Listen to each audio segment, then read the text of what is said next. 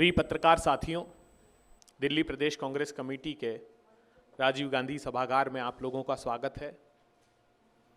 आज दिल्ली प्रदेश कांग्रेस कमेटी का सौभाग्य है कि देश के समाज के अंतिम पंक्ति में खड़े हुए लोगों की मुखर आवाज़ दिल्ली के पूर्व सांसद उदित राज जी हमारे बीच में हैं और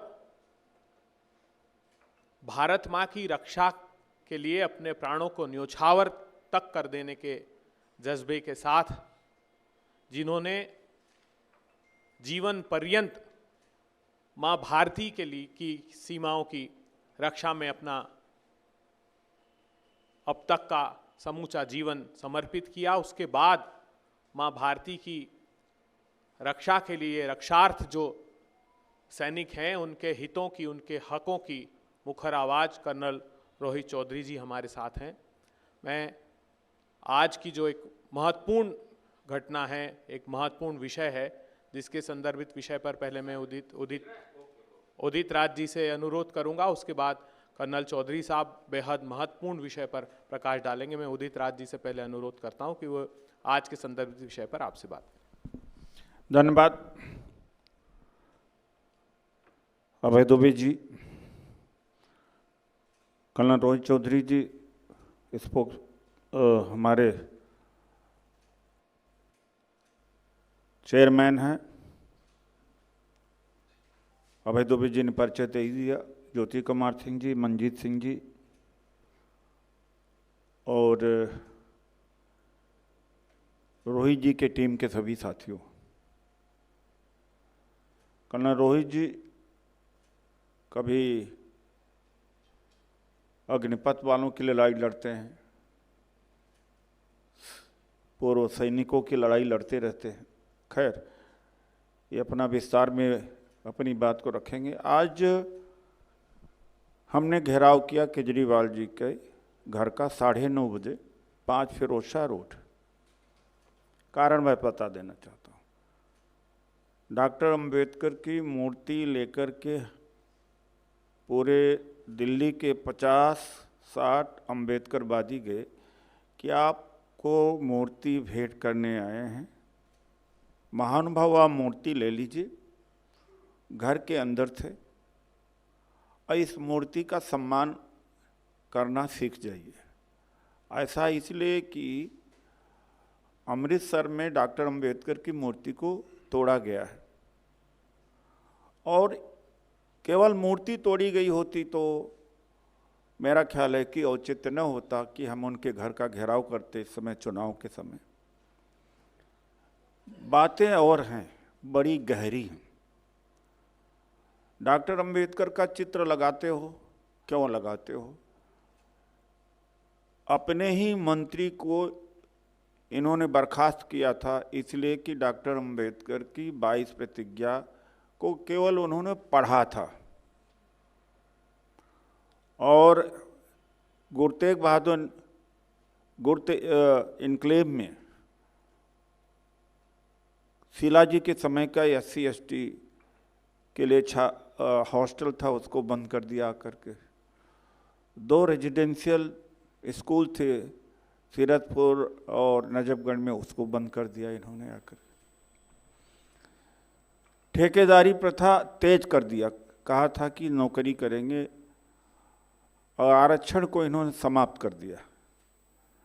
तो डॉक्टर अंबेडकर से इतनी घृणा और हर जगह फोटो का डॉक्टर अंबेडकर की, तो इसलिए हम गए थे कि माफ़ी मांग लो कि जो वहाँ पर अमृतसर में हुआ।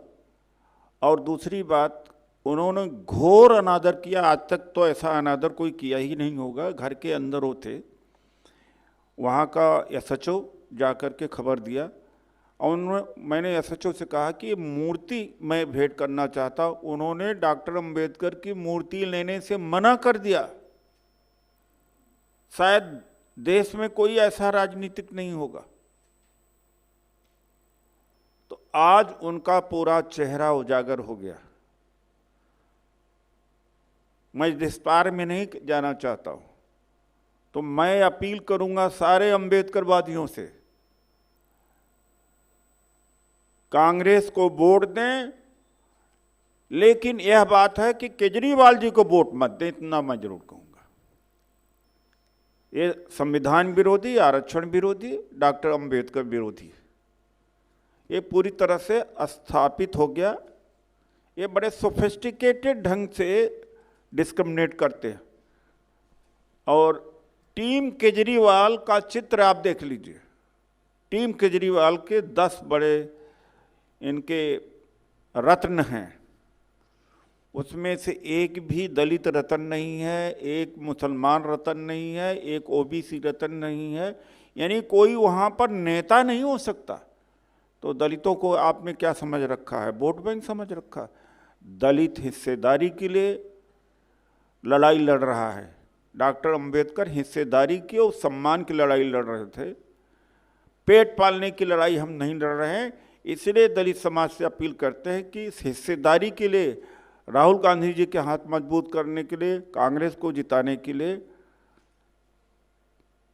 ये कांग्रेस पार्टी है और कुछ नहीं। धन्यवाद।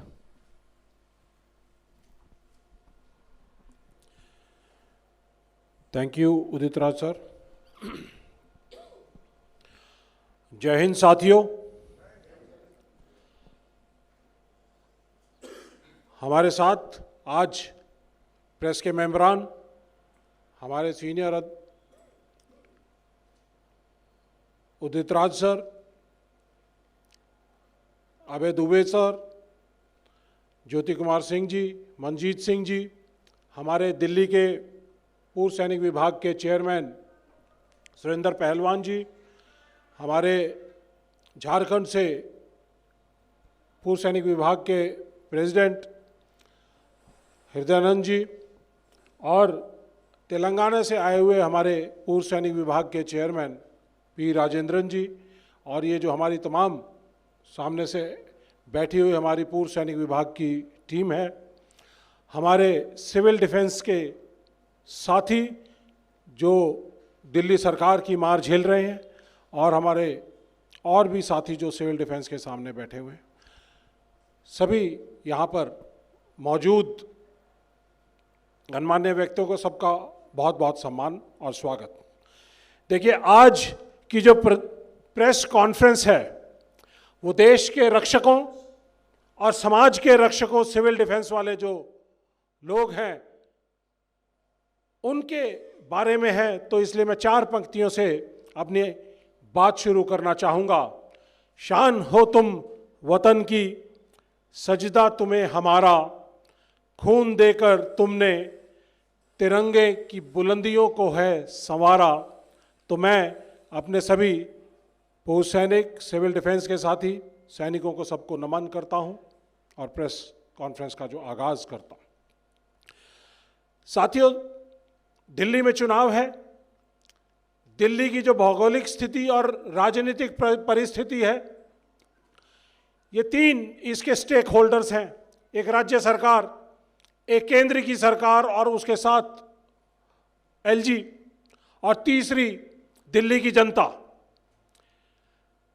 दिल्ली की जनता इन 2 झूठ के पाटों के बीच में पिस रही है। ये चक्की के जो 2 पाट हैं, ये झूठ बोलने वाले, फरेब करने वाले और देश से, समाज से खिलवाड़ करने वाले 2 पाट हैं जो राज्य सरकार में भी बैठे हैं और केंद्र सरकार में भी बैठे हैं।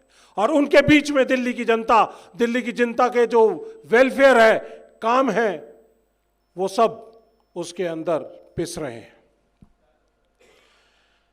एक तरफ तो आम आदमी पार्टी जो कहती है कि मुझे बीजेपी काम नहीं करने देती, और दूसरी तरफ बीजेपी जो काम नहीं करने देती। इन दोनों की जरूरत क्या है जब कांग्रेस पार्टी ने 15 साल तक शीला दीक्षित की सरकार में, उनकी शीला दीक्षित जी की सरकार के अंदर डेवलपमेंट का जो चक्का चलाया था, जो दिल्ली की एक एक बुनियाद रखी गई थी, उसको 2013 में केजरीवाल जी जब आए तो उन्होंने उसको रोकने का काम किया। और ऐसे लगता है जैसे पिछले 11 साल से ज्यादा का समय जो है वो दिल्ली का जो कार्यकाल है उसके अंदर कहीं दिखाई नहीं देता। केजरीवाल जी आए थे, दिल्ली को साफ कर दूंगा, यमुना को साफ कर दूंगा, वातावरण को साफ कर दूंगा, और जॉब्स सबको प्रोवाइड करूंगा और तमाम तरह के वायदे करके वो लोकपाल बिल लाने की बात करते थे। ऐसी ऐसी बातें करके वो दिल्ली की सत्ता के ऊपर काबिज हुए। और दूसरी तरफ मोदी सरकार जो दिल्ली के ऊपर भी राज कर रही है एक तरह से, और देश में भी राज कर रही है। वो कहकर आए थे कि राष्ट्रवादी हैं, देश के रक्षक हैं, देश के अधिकारों का काम करते हैं, देश के सैनिकों, पूर्व सैनिकों के लिए काम करते हैं, देश को कमजोर नहीं होने दूंगा, देश को बिकने नहीं दूंगा। लेकिन वही मोदी जी कहते थे न खाऊंगा और न खाने दूंगा।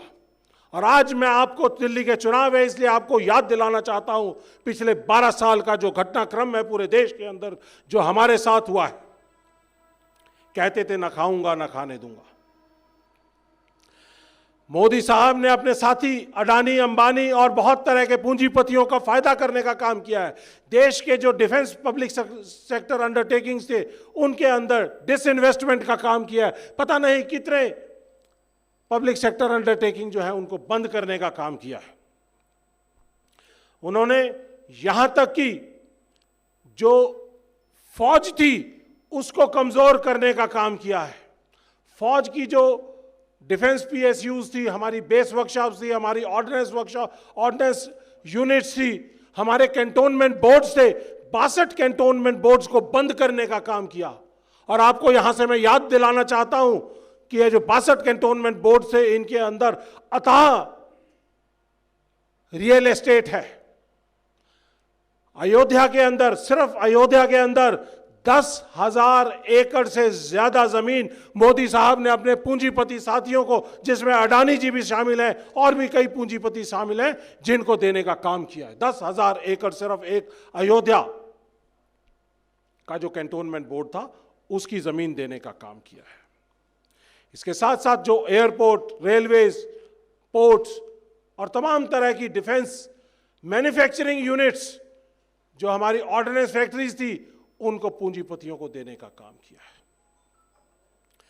तो साथियों, ये चुनाव, इसके अंदर फैसला करना है। एक तरफ झूठ और फरेब करने वाले आम आदमी पार्टी और दूसरी तरफ से बीजेपी सरकार, ये दोनों जो ना काम करते हैं ना काम करने देते हैं, उनका दिल्ली में कोई औचित्य नहीं है। मैं यहां से आप लोगों को याद दिलाना चाहता हूं कि मोदी सरकार ने देश को कमजोर करने वाली अग्निवीर जैसी योजना को लेकर आए हैं और उस अग्निवीर योजना के अंदर मात्र 4 साल के लिए हमारे सैनिकों को सेना में काम करने का काम दिया जाएगा और उसके बाद उनको घर भेज दिया जाएगा, जिसमें से सिर्फ मात्र 25% जो है वो परमानेंट किए जाएंगे। बाकी लोग अगले साल से 75% लोग, पहला बैच 2026 में जून में वापस आ जाएगा। तो साथियों, देश के लिए जो सुरक्षा के लिए जो स्कीम सही नहीं थी, वो देश को देने का काम मोदी साहब ने किया। देश की सेना को, सैनिकों को कमजोर करने का काम किया, देश के सैनिकों को बांटने का काम किया। यहां तक कि उन्होंने देश के शहीदों को भी नहीं छोड़ा, देश के शहीदों को भी बांटने का काम किया है। हमारे नेता, leader of opposition Rahul Gandhi ji ने 4000 किलोमीटर की भारत जोड़ो यात्रा जब चले तो उसके अंदर हर जगह से बात आई कि अग्निवीर योजना देश के लिए सही नहीं है, उसको खत्म करना चाहिए। तो कांग्रेस पार्टी ने एक फैसला लिया कि अग्निपथ योजना को, अग्निवीर योजना को खत्म करेंगे, अग्निवीरों को रेगुलर करेंगे और जो 1.5 लाख बच्चे अग्निवीर योजना लाने की आड़ में जो सिलेक्टेड थे, वो देश के सैनिक बनने वाले थे, भावी सैनिक थे, उनको बेरोजगार करने का काम मोदी सरकार ने किया। उनको पक्का करने के लिए कांग्रेस पार्टी ने गारंटी दी है। ये है leader of opposition Rahul Gandhi ji की गारंटी। इसके साथ साथ मैं आपको याद दिलाना चाहूंगा, 1 रैंक 1 पेंशन की जो हमारी पिछले 10 साल से 12 साल से लड़ाई चल रही है, यूपीए सरकार ने 26 फरवरी 2014 को एक आदेश जारी किया था जिसके तहत कहा गया था समान रैंक, समान लेंथ ऑफ सर्विस, समान पेंशन। उसकी लड़ाई हम लड़ रहे हैं और मैं याद दिलाना चाहूंगा, ये मेरे साथी यहां पर बैठे हुए हैं, 2015 में जब मोदी सरकार ने हमारे पंडाल को सुबह 6:30 बजे दिल्ली पुलिस का इस्तेमाल करते हुए तहस नहस कर दिया था, लेकिन हमारे 80-82 साल के जो बुजुर्ग सैनिक थे, पूर्व सैनिक थे, वो मुझे याद आते हैं, जिनके कपड़े फटे हुए थे, मेडल उनके जमीन के ऊपर बिछे हुए थे। ये काम मोदी सरकार की दिल्ली पुलिस ने किया था, ये मैं याद दिलाना चाहता हूं आप लोगों को। उसके बाद हम लोगों को गिरफ्तार किया गया, लेकिन पूरे देश में इतना बड़ा प्रेशर हुआ कि दिल्ली सरकार को, दिल्ली में मोदी साहब की जो दिल्ली की पुलिस थी, उसको, उसके कमिश्नर को वहां पर आकर प्रेस कॉन्फ्रेंस करके देश के सैनिकों, पूर्व सैनिकों से माफी मांगनी पड़ी। उसके बाद फिर दोबारा से 2017 के अंदर अक्टूबर में उन्होंने फिर हमारे पंडाल को दोबारा से तहस नहस करने का काम किया, और उसके बाद हम लोगों को गिरफ्तार किया। और यहां तक कि हम जब ये लड़ाई लड़ रहे हैं अग्निवीरों को रेगुलर करने की और 1 रैंक 1 पेंशन को पूरा करने की, तो उस लड़ाई के अंदर भी पिछले साल 2024 फरवरी 6, 2024 को वाइस प्रेसिडेंट साहब के घर पर हमारे बहुत सारे अग्निवीर, जो अग्निवीर की आड़ में जिन लोगों को इन्होंने बेरोजगार कर दिया, तो वो लोग थे, वो लोग गए अपनी बात करने के लिए, अपनी मांग मनवाने के लिए, तो हम सब लोगों को गिरफ्तार कर दिया था। तो साथियों, ऐसी मोदी सरकार है जो राष्ट्रवाद के मुद्दे पे आई, देश की सुरक्षा के मुद्दे के ऊपर आई, और देश के सैनिकों के कंधे के ऊपर रखकर अपने काम साधती रही, वोट साधती रही। और 2019 में उन्होंने, खासकर मोदी साहब ने जगह जगह पर जाकर यह कहा कि देश के पहले टाइम के जो वोटर हैं, वो पुलवामा के नाम पर, पुलवामा के शहीदों के नाम पर, क्या वो हमें वोट नहीं दे सकते? तो ऐसा काम मोदी साहब के बीजेपी की सरकार ने किया। मैं एक और चीज आपके सामने रखना चाहूंगा कि मोदी सरकार, जिसने देश के सैनिकों के साथ झूठ बोला, हम देश के सैनिक देश की सरहदों के ऊपर खड़े होकर सर्दी में, गर्मी में, -40 डिग्री में, +50 डिग्री के अंदर हम काम करते हैं, कभी देश से झूठ नहीं बोला। लेकिन मोदी साहब ने इन सैनिकों और पूर्व सैनिकों से भी 1 रैंक 1 पेंशन के लिए झूठ बोला। उन्होंने कहा, अलग अलग जगह पर जाकर उन्होंने कहा कि हमने कभी बोला 5,500 करोड़, 6500 करोड़, 10,000 करोड़, 35,000 करोड़, और पिछले 8-10 महीने के अंदर तो इन्होंने इंतहा कर दी, जब उन्होंने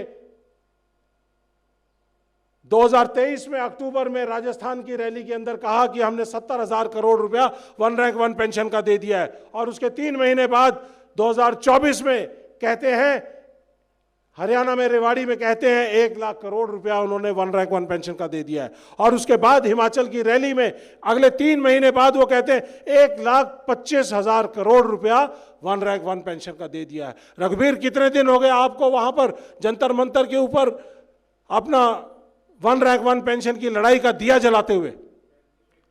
आज 3521 दिन हो गए हैं, लेकिन मोदी साहब ने आज भी 1 रैंक 1 पेंशन, सही तरीके की 1 रैंक 1 पेंशन आज तक नहीं दी है। और यहां पर मैं आप लोगों को यह भी बताना चाहूंगा कि ये जो 1.25 लाख करोड़ की बात कर रहे हैं कि 1 रैंक 1 पेंशन की 1.25 लाख करोड़ रुपया दे चुके हैं, ये 2023 मार्च 2023 में सुप्रीम कोर्ट के अंदर एफिडेविट दायर किया था मोदी सरकार ने। इन्होंने कहा था कि 28,000 करोड़ रुपया ही 1 रैंक 1 पेंशन का बनता है। तो इतना बड़ा झूठ, और उन्होंने इस बात को आगे बढ़ाते हुए, जब ये करंट लोकसभा चालू हुई, तो राष्ट्रपति जी से भी अभिभाषण के अंदर ये कहलवा दिया कि 1.25 लाख करोड़ रुपया 1 रैंक 1 पेंशन का दे दिया है। तो सुप्रीम कोर्ट में दिया हुआ क्या ये एफिडेविट 28,000 करोड़ का ये गलत था? अगर वो गलत था तो सुप्रीम कोर्ट से मैं गुजारिश करता हूं कि सुओ मोटो इसके ऊपर संज्ञान लेते हुए इसके ऊपर कार्रवाई करें। साथियों, बहुत सारी चीजें हैं जो मैं आप लोगों के बीच में रखना चाहता हूं, कहना चाहता हूं कि इन्होंने देश में डिसेबिलिटी, हमारे देश के सैनिक जब लड़ाई में अगर घायल हो जाते हैं तो उनको डिसेबिलिटी पेंशन दी जाती है। मोदी साहब ने 2023 के अंदर एक और कानून निकाला जिसके अंदर डिसेबिलिटी पेंशन को खत्म करने का काम किया। देश में सेल्फी पॉइंट्स बनाने का काम किया अपने प्रचार के लिए कि हर कैंटोनमेंट के अंदर सेल्फी पॉइंट होंगे जहां पर मोदी सरकार की पूरी प्रचार तंत्र होगा। उसके साथ साथ उन्होंने कहा कि देश का सैनिक जब छुट्टी पे जाएगा तो मेरी माटी मेरा देश अपने घर से मिट्टी लेकर आएगा, उस मिट्टी का क्या मॉन्यूमेंट बनाएंगे। हम लोगों ने इन सभी स्कीमों का पुरजोर विरोध किया और इस पुरजोर विरोध करने के बाद इन सबको रोल बैक करना पड़ा, लेकिन डिसेबिलिटी पेंशन को आज भी लागू नहीं किया इन्होंने। वन रैंक वन पेंशन को लागू नहीं किया। चाइना के बारे में ये बात नहीं करते हैं जहां पर 20,000 स्क्वायर किलोमीटर का हमारा एरिया इन्होंने ले लिया है। और जब अग्निवीरों को एक्स ग्रेशिया अमाउंट देने की बात की, 22 से ज्यादा हमारे अग्निवीर शहीद हो चुके थे जिनको पिछले 1 साल में एक्स ग्रेशिया अमाउंट नहीं दिया। जब राहुल गांधी जी ने आवाज उठाई, उन्होंने लोकसभा में इस बात को कहा कि हमारे अग्निवीरों को जो एक्स ग्रेशिया अमाउंट है, कॉम्पनसेशन नहीं दी जा रही है, तो राजनाथ सिंह जी ने भी वहां पर खड़े होकर और 3 और कैबिनेट मंत्रियों ने बार बार इंटरजेक्शन किया और खड़े होकर कहा कि 1 करोड़ रुपया दिया जाता है। वो 1 करोड़ रुपए में सिर्फ 44 लाख रुपए की एक्स ग्रेशिया राशि है, बाकी 50 लाख इंश्योरेंस है, 12 लाख उस जवान का खुद का बचा हुआ पैसा है, तब जाके वो 1 करोड़ बनता। ऐसे आप लोगों को, देश को गुमराह करते हैं, झूठ बोलते हैं। ऐसे हमें सेंटर की केंद्र सरकार जो दिल्ली में भी काम कर रही है, किसी ना किसी तरीके से एलजी के माध्यम से उसको हमें उखाड़ कर फेंकना होगा। इसलिए बड़ा जरूरी है कि दिल्ली की जनता चेत जाए कि उनको दिल्ली में झूठे केजरीवाल जी की सरकार और जुमलेबाज और झूठे मोदी जी की बीजेपी की सरकार नहीं चाहिए। यहां पे सच बोलने वाले राहुल गांधी जी की, जिनके 20 साल के वक्तव्यों को आप उठाकर देख सकते हो, कंगाल सकते हो, कभी आज तक झूठ बात नहीं की, कोई गलत चीज बयानी नहीं की। और वो राहुल गांधी जी और दिल्ली की जो सरकार है, दिल्ली की हमारी कांग्रेस पार्टी है, उसको साथ देते हुए आगे लेकर चलने की जिम्मेदारी अब दिल्ली के मतदाताओं की है। साथियों, 15 साल का शीला दीक्षित जी का जो कार्यकाल था, वहां पर डेवलपमेंट का चक्का चल रहा था। अब पिछले 12 साल से डेवलपमेंट का चक्का बंद है और आताताई सरकार केंद्र से वो कहती है कि दिल्ली के लोगों का संज्ञान नहीं लेती। तो साथियों, इसलिए इन सब चीज़ों को संज्ञान में रखते हुए कांग्रेस पार्टी ने अपना मैनिफेस्टो तैयार किया। उस मैनिफेस्टो के अंदर देश के सैनिकों के लिए, सुरक्षा कर्मियों के लिए और सिविल डिफेंस के कर्मियों के लिए, दिल्ली के सिविल डिफेंस कर्मियों के लिए उन्होंने गारंटियां देने का काम किया। मेरे साथ हमारे सिविल डिफेंस के हमारे साथी बैठे हुए हैं। इस सिविल डिफेंस के साथियों को जिस तरह से इनके रोजगार को, इनके मुंह से रोजगार का निवाला छीन लिया गया, इनके परिवार को अपने हाल पर छोड़ दिया गया, इनमें से हमारे बहुत सारे ऐसे साथी हैं, 15,000 एम्प्लॉय किए गए थे। ऐसे कुछ साथी हैं जो इस संघर्ष में पिछले 2 साल में हमारा साथ छोड़कर चले गए हैं। हम उन सबको नमन करते हैं, याद करते हैं, और सिविल डिफेंस के जो वॉलंटियर्स हैं उन सबको ये बताना चाहते हैं कि कांग्रेस पार्टी की गारंटी है, राहुल गांधी जी की गारंटी है, दिल्ली की प्रदेश कांग्रेस कमेटी की गारंटी है कि आप अलग जगाइए सभी मतदाताओं में। और कांग्रेस पार्टी ने ये फैसला किया है कि आप जो 15,000 सिविल डिफेंस के जो एम्प्लॉयज हैं, उनके रोजगार को वापस बहाल करने का काम कांग्रेस पार्टी करेगी। ये हमारा आपके साथ ये वायदा है, आपके साथ कांग्रेस पार्टी खड़ी है। इसके साथ साथ 8,000 होमगार्ड के जो साथी हैं उन लोगों का भी कॉन्ट्रैक्ट की बजाय उनको परमानेंट करने का काम करेंगे। इसके साथ साथ बहुत सारे ऐसे हमारे एक्स सर्विसमैन हैं जिन लोगों को दिल्ली सरकार के अंदर रिजर्वेशन के तहत नौकरियां मिलनी चाहिए थी, लेकिन केजरीवाल जी ने उनको रेगुलर नौकरियां ना देकर कॉन्ट्रैक्ट पर एसपीओज लगाने का काम किया, बस मार्शल लगाने का काम किया। आप लोगों का निवाला छीनकर उनको बस मार्शल बनाने का काम किया, जबकि उनकी जिम्मेदारी उनको अलग अलग दिल्ली के विभागों के अंदर उनको जॉब देने की थी। यहाँ पर मैं ये भी बताना चाहूँगा कि कांग्रेस पार्टी ने फैसला किया है, अपने मैनिफेस्टो में कई सारी चीज़ें हैं, 4 मोटे बिंदु मैं आपके सामने रखना चाहता हूँ, आपके माध्यम से बताना चाहता हूँ। पहली चीज़ कि दिल्ली की सरकार और कांग्रेस पार्टी केंद्र सरकार पर प्रेशर बनाएगी कि अग्निवीर योजना देश के हित में नहीं है, उसको खत्म किया जाए। अग्निवीर योजना के तहत अग्निवीर जितने भी लिए गए हैं उनको रेगुलर किया जाए और 1.5 लाख बच्चों को जो अग्निवीर लाने की आड़ में जिनको बेरोजगार कर दिया गया था उनको परमानेंट करे। ये हम दिल्ली सरकार बनने के बाद उनको प्रेशराइज करेंगे। राहुल गांधी जी आपके ये सभी मुद्दे वैसे भी उठा रहे हैं, संसद में लगातार उठा रहे हैं। दूसरा मुद्दा यह है कि जो 7,82,000 पद पूरे देश भर में पूर्व सैनिकों के लिए आरक्षित हैं, उस आरक्षण में से तकरीबन 40,000 पद ऐसे हैं जो कि दिल्ली के अलग अलग केंद्र सरकार के महकमों में या राज्य सरकार के अंदर हैं, पूर्व सैनिकों के लिए निर्धारित रिजर्व्ड, उनको भरने का काम भी कांग्रेस पार्टी की सरकार करेगी। इसके साथ साथ कांग्रेस पार्टी ने यह भी फैसला किया है कि जो हमारे लाइन ऑफ ड्यूटी में जो हमारे सैनिक शहीद हो जाते हैं, उन शहीद के परिवारों को मुआवजा देने का काम 1 करोड़ रुपया दिल्ली की सरकार देती है। लेकिन कांग्रेस पार्टी की सरकार आएगी तो हमने ये फैसला किया है कि हम 1 करोड़ नहीं 2 करोड़ रुपया सम्मान राशि अपने पूर्व सैनिक परिवारों को दिल्ली की राज्य सरकार देगी, जो देश की पहली ऐसी सरकार होगी जो अपने सैनिकों की शहादत के ऊपर उनके परिवारों को 2 करोड़ की सम्मान राशि देगी। इसमें सैनिक और अर्ध सैनिक दोनों शामिल हैं। उसके साथ साथ उनके परिवार के डिपेंडेंट और कोई भी एक परिवार के व्यक्ति को रोजगार देने का काम दिल्ली की सरकार करेगी।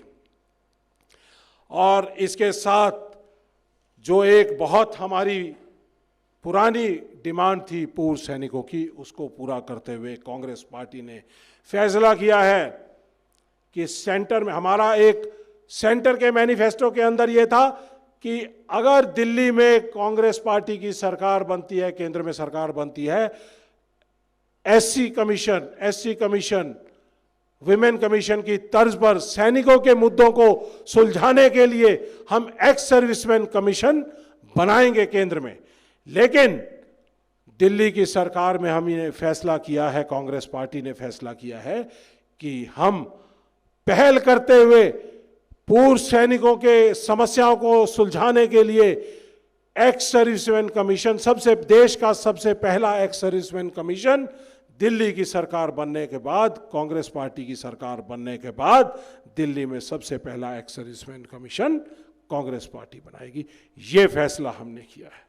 तो साथियों, ये सब मुद्दे हैं जिनके बारे में हम बात करना चाहते थे और आपके बीच में अपनी बात रखना चाहते थे। तो साथियों, ये हमारे कांग्रेस पार्टी की गारंटीज थी जिनको हम आपके माध्यम से आपके बीच में रखना चाहते थे। और अब मैं आखिर में आप लोगों से आपके माध्यम से अपील करना चाहूँगा कि कांग्रेस पार्टी सच का साथ देने वाली पार्टी है। राहुल गांधी जी एलओपी है, सच का साथ देने वाली पार्टी है। और विकास का पहिया चलाने वाली पार्टी है तो कांग्रेस पार्टी का साथ दीजिए। झूठ और फरेब करने वाली आम आदमी पार्टी का सरकार जो काम ना करती है, न करना चाहती है और बहानेबाजी करती है कि केंद्र सरकार काम नहीं करने देती, तो उस सरकार को चलता करने का वक्त आ गया है। और मोदी साहब की जुमलेबाजी और झूठे वादों वाली जो सरकार है उसके जाने का वक्त आ गया है। तो फैसला आपके हाथ में है। आप लोगों ने 5 तारीख को अपना हाथ के नाम पर बटन दबाकर कांग्रेस में 70 के 70 प्रत्याशियों को, कांग्रेस पार्टी के प्रत्याशियों को जिताने का काम आपने करना है। और आपकी दिल्ली वालों की जो आज के हालात हैं उसको देखते हुए मुझे कविराज दुष्यंत कुमार की कुछ पंक्तियां याद आ रही हैं। जो दिल्ली की स्थिति है उसको देखते हुए मुझे पंक्तियां याद आ रही हैं, उससे मैं अंत करना चाहूंगा कि हो गई है पीर पर्वत सी पिघलनी चाहिए। दिल्ली वालों की पीड़ा इतनी बढ़ गई है कि वो इसका समाधान होना चाहिए। हो गई है पीर पर्वत सी पिघलनी चाहिए। इस हिमालय से कोई गंगा निकलनी चाहिए। सच की गंगा, कांग्रेस पार्टी की गंगा, राहुल गांधी जी के सच की गंगा निकलनी चाहिए। सिर्फ हंगामा खड़ा करना मेरा मकसद नहीं, मेरी कोशिश है कि यह सूरत बदलनी चाहिए। दिल्ली की सूरत, आबो हवा, दिल्ली की यमुना की जो सूरत है, दिल्ली की आबो हवा की सूरत है, जो दिल्ली की जनता की सूरत है, वो बदलनी चाहिए। मेरे सीने में नहीं तो तेरे सीने में ही सही, हो कहीं भी आग, ये आग जलनी चाहिए। दिल्ली वालों, ये आपके सीने में ये आग जलनी चाहिए कि ये बदलाव की बयार है, बदलाव की आग आपके दिल में जलनी चाहिए। आपके माध्यम से कहना चाहता हूं कि ये वक्त दोबारा नहीं आएगा, 5 साल लगेंगे आने में। 5 तारीख को कांग्रेस के 70 प्रत्याशियों को जिताकर कांग्रेस पार्टी की सरकार बनाइए, सच की सरकार बनाइए, सच का साथ दीजिए, दिल्ली विकास का साथ दे। बहुत बहुत धन्यवाद। जय हिंद, जय हिंद, जय भारत, जय जवान, जय किसान, जय दिल्ली और जय संविधान। जय बापू, जय संविधान और जय जवान। धन्यवाद।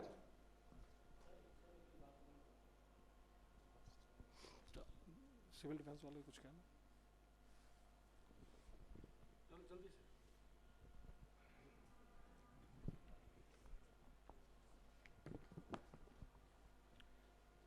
मीडिया साथी का तहे दिल से धन्यवाद कि उन्होंने हमारी आवाज़ को रखा, और कर्नल साहब को बहुत बहुत धन्यवाद, कांग्रेस पार्टी को बहुत बहुत धन्यवाद कि आप लोगों ने हमारे मुद्दों को अपनी मैनिफेस्टो में जगह दी। मैं बस 2 मिनट में अपनी बात ख़त्म करना चाहूँगा, क्योंकि हम सिविल डिफेंस हैं, हमें ही पता है कि हमारे साथियों के मन में इस समय कितना दर्द है। सर 10,792 की संख्या है हमारी, जिसमें से 45% लोग किराए पर रहते हैं, जिसमें से करीब 200 से 300 महिलाएं जो सिंगल मदर हैं, इसी नौकरी से अपने घर को चला रही थी। और जो 45% जो हमारे साथी थे जो किराए पर रह रहे थे, उनकी दशा इस समय बहुत ही दयनीय स्थिति में हो चुकी है। वो दर दर की ठोकरें खा रहे हैं। कोई किसी के यहाँ पर बर्तन मांजने का काम कर रहा है, कोई मजदूरी कर रहा है। मैं इन सरकारों से पूछना चाहता हूँ, क्या सिर्फ हम इसीलिए बने थे? जो हमारे साथी थे दिल्ली की बसों में महिलाओं की सुरक्षा की, बुजुर्गों की सुरक्षा की, बच्चों को किडनैप होने से बचाया, आज वो दर दर की ठोकरें खा रहे हैं। उन्हें कहीं नौकरी नहीं मिल रही, उनका जीवन बिल्कुल बर्बादी की कगार पर है। क्या इसीलिए हम बने थे? 2023 में ये हमारा आंदोलन शुरू हुआ था सैलरी की मांगों को लेकर, लेकिन उसके बाद में सैलरी की मांगों को लेकर तो अलग, फिर हमें 31 अक्टूबर 2024 को हमें निकाल दिया गया। साल दर साल हम भटकते रहे, आंदोलन करा, लाठियाँ खाई, कई बरसात हमने मौसमें झेली, हमारे लोग बीमार भी हुए, कुछ लोग हमारे साथी थे वो लोग शहीद भी हुए, लेकिन किसी सरकार ने हमारी नहीं सुनी। मैं एक माध्यम से बताना चाहता हूँ कि अलग अलग पार्टियां हैं, ये फ्री देंगे वो फ्री देंगे, लेकिन कोई रोज़गार पे बात ही नहीं कर रहा। जैसे सर ने बताया कि जैसे अगर हमारी सरकार आती है तो हम सिविल डिफेंस को वापस बहाल करेंगे, तो आपका तो धन्यवाद है, लेकिन कोई महिलाओं के बारे में सोच रहा है, कोई स्टूडेंट्स के बारे में सोच रहा है, लेकिन दोनों सरकारें सोई हुई हैं। उन्होंने एक बार भी ये नहीं कहा, अपने मैनिफेस्टो में जगह नहीं दी, हमारे लिए कोई प्रेस कॉन्फ्रेंस नहीं, ये नहीं की कि अगर हम वापस सरकार में आते हैं तो हम आपको तुरंत बहाल करेंगे। हम उन दोनों सरकारों से पूछना चाहते हैं सर, इसमें आम आदमी पार्टी और बीजेपी दोनों इन्वॉल्व हैं। जैसे कि अगर आम आदमी पार्टी पे प्रेशर था या कुछ भी था हटाने का, तो साइन तो उस पर एलजी साहब ने किए थे। जब एलजी साहब की और इनकी आपस में बनती नहीं है तो एलजी साहब मना कर देते, भाई मेरे एक साइन करने से 10,792 लोग बेरोजगार हो जाएंगे, मैं तो नहीं करता साइन। कहीं ना कहीं कैमरे के सामने इनका फेस अलग होता है और पर्दे के पीछे का इनका खेल अलग होता है। आपस में ना जाने क्या तो इनके मन में चल रहा है। मैं एक तो ये बात बताना चाहता हूँ, दूसरा ये बताना चाहता हूँ कि जैसे अभी मैं कुछ टाइम से राहुल गांधी जी को देख रहा हूँ, वो अलग अलग मुद्दों पर बात करते हैं, वो मजदूरों की आवाज़ उठाते हैं, ऑटो रिक्शा वालों की आवाज़ उठाते हैं, अलग अलग जगह पर जाते हैं, वो चीज़ों को समझ रहे हैं। तो जो पुराने राहुल गांधी थे मैं उनको अब नहीं जानता। जो नया राहुल गांधी है उनके लिए बस 2 शब्द थे, ये हवा नहीं ये आंधी है, ये नया राहुल गांधी है। जो ये मेरे मन में स्लोगन था बोलने का, तो ये जो नए राहुल गांधी हैं, अभी मैंने देखा कि वो जहाँ पर जाते हैं मीडिया उनके साथ जाती है।